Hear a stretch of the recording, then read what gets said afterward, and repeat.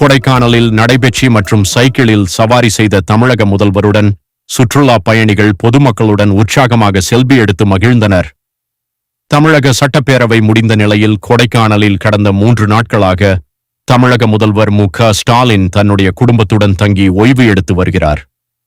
கொடைக்கானல் ஏரி சாலையில் சுமார் 2 கிலோமீட்டருக்கு நடைபயிற்சி மேற்கொண்ட தமிழக முதல்வர் திடீரென்று சைக்கிளில் ஏரிச்சாலை முழுக்க சுற்றி வந்தார். சைக்கிளிங் செய்த முதல்வரை பொதுமக்கள் ஆச்சரியத்துடன் பார்த்ததுடன் செல்பி எடுத்து மகிழ்ந்தனர்.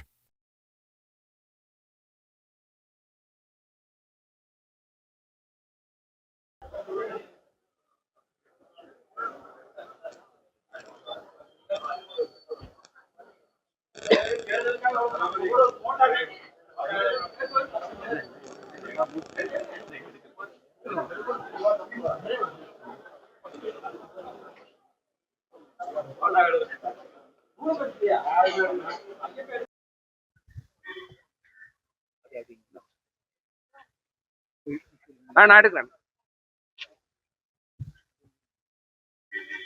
ஓகே.